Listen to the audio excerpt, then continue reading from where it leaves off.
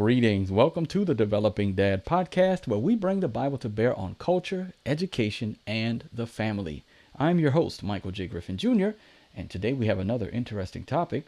But before we get started, like, comment, subscribe, give me that 3-piece, help me to build the channel so I can build the channel and bring you more content. All right, let's get straight to it. Check, please. Check, please.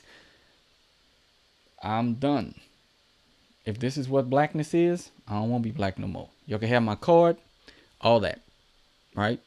I'm always gonna be melanated. I'm always gonna be pigmented this way, but I can't get down with y'all. Go check out my video about the Latin roots, culture, and community, and what community is. I'm not black if this is black community. I ain't got nothing in common with them. Nothing, right? 5 guys dressed as women talking about cultural appropriation. The irony is about as thick as their makeup. So is the delusion. Let's get to it, though. Let's get to it. Citing the source material. Yeah, I just feel like there's such a long-rooted history in appropriation from Black culture. Like, for instance, like when I go to the Metropolitan Museum and I see things that they've taken from Africa, I see things that they've taken from Nubia, and then you go and you and then you go and you look at these pillars, and then there's this white man, Samuel something 1800, going and saying, I'm putting my ownership on something that was never mine to begin with. And then they go, I discovered it. So then it gives me this ownership, like I can take it and it can be mine. And I feel like it's that entitlement that is one thing that we really need to discuss. Like there is a way I feel to very much so appreciate somebody's culture, but so many times, like Bob says, there are times where, they cite the source, but they don't. Citing the source. All right. Yeah. So again, taking ownership of something that was never theirs. Your mannerisms, makeup, clothing, vocal inflection. You don't see the irony there. You don't see the fact that you're trying to appropriate femininity. You don't see that? Something that is never was meant to be yours. You have a Y chromosome that as no matter what you do, that voice, you still the features are manly. That, like, look at all of them. Ain't nothing feminine about them. They're trying as hard as they can. All the makeup, all the contours, all of the thing, but they're hard like men. The features are chiseled like men. There's nothing effeminate about them. This is a strong delusion, y'all, that they don't see this irony. This is, and we're gonna talk about this. We gotta talk about this. I'm going through Romans 1:18. All right, we're gonna start at verse 18. All right, and this is gonna be the exposition. I just wanted they're gonna be the test bed. I'm gonna bring out what the scriptures say about them. I had to go long form on this one, because this is not just a couple of scriptures. It's the whole Romans 1:18 through 32. For the wrath of God is revealed from heaven against all ungodliness and unrighteousness of men, who by their unrighteousness suppress the truth. Now these men are suppressing the truth. They are men, not women. They're supposed to act like men. The Bible talks about acting like men. That means there is a separation between how men act and women act. They're trying to act like women. They're trying to appropriate femininity, something that's not theirs. God made them male and female. All right? Very quick, very easy. All right? Verse 19. For what can be known about God is plain to them, because God has shown it to them. How did he show it to them? For his invisible attributes, namely his eternal power and divine nature, have been clearly perceived ever since the creation of the world in the things that have been made, so they are without excuse. You have no excuse. God has created man, male and female from the beginning. Creation, right there. It's clear. That's how our species, the human race, has populated, male and female, right? Sperm and egg, consistently, over and over and over again. They're without excuse.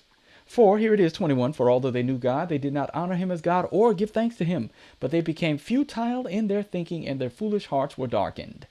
Claiming to be wise, they became fools and exchanged the glory of the immortal God for images resembling mortal man and birds and animals and creeping things.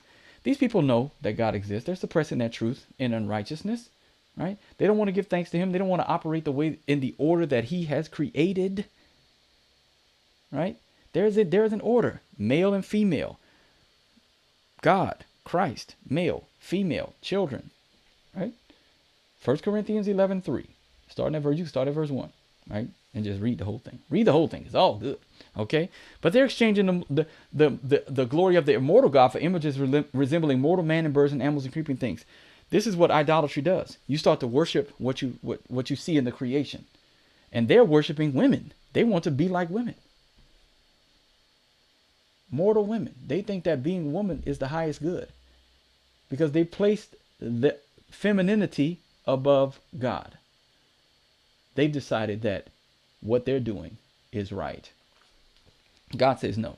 All right, here we go. Therefore, verse 24, God gave them up in the lust of their hearts to impurity, to the dishonoring of their bodies among themselves.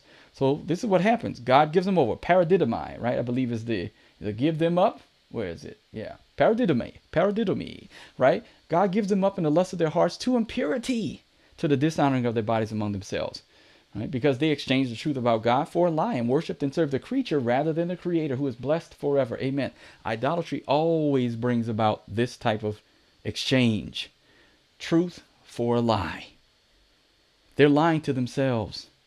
And you know what? The irony is so thick. They're lying to themselves and they're calling out other people for doing the same thing that they're doing. That's how thick the irony is. That's how thick the lies become. That's how thick the deception has become. That's how much God has given them over. Let's keep going. All right. 26. For this reason, God gave them up to dishonorable passions, for the women exchanged natural relations for those that are contrary to nature. And the men likewise gave up natural relations with women and were consumed with passion for one another. Men committing shameless acts with men and receiving in themselves the due penalty for their error. Now, I'm pretty sure that these men have engaged in some very unnatural relations and are defiled with certain passions. Now, they may not be, but chances are they are, right? They've been given over to desiring to be like women. What the next step? Okay, they want to look like them. All right, and they're going to receive the due penalty for that error. And these acts are shameless. Make no mistake about it, right? LGBTQIA. LGB, I don't know, something, whatever the ones that where they perform the acts. Those acts are shameless. God calls them shameless acts. Okay? Shame is a good thing. Shame is supposed to make you desire to be honorable, right? Shame is like, well, I don't want to do that because it's shameful behavior. I want to do what's right. Right? Honor and shame. Okay? Here we go. Let's talk about what happens when God gives them over. When people don't want to acknowledge God, and this might be very, very recognizable in our culture. 28, and since they did not see fit to acknowledge God, God gave them up to a debased mind, to a depraved mind, a reprobate mind is what the KJV says, to do what ought not to be done. They were filled. So essentially, God, you don't want me? Okay, I'm going to let you have all the things that you want, and you're not even going to be able to come back from it. Your mind is going to be so debased, so reprobate, that you're going to think that good is evil and evil is good. Do what ought not to be done. Here it is. They are filled with all manner of unrighteousness, evil, covetous, malice, full of envy. Oh, we got some jealous people. Murder. Yeah. Strife. Always fighting. Deceit. Self-deception and outward deception, right? Maliciousness. Gossips. Oh, got a lot of them in the church. Slanderers. Them too. Haters of God. Yeah, we live in a culture that hates God. Insolent, haughty. I'm so good. Oh, pride. Come on. Boastful, inventors of evil, right? They find new ways to do evil things. Man, there's some podcasts that I listen to that, wow, some of the evil that goes on in the higher ups and in government is not unbelievable because it's essentially what's been happening since the beginning of time. Child sacrifice, things of that nature. But yeah, to know that it's going on right in front of our eyes with the people who are doing it, right? Disobedient to parents. Ooh, that's right up in the middle of there, right? Foolish, faithless, heartless, ruthless. Though they know God's righteous decree that those who practice such things deserve to die, they not only do them, but give approval to those who practice them. Think about this for those of you who are amening it, right? You enablers, right? You enablers that say, oh, who are you to judge? Who are you to judge?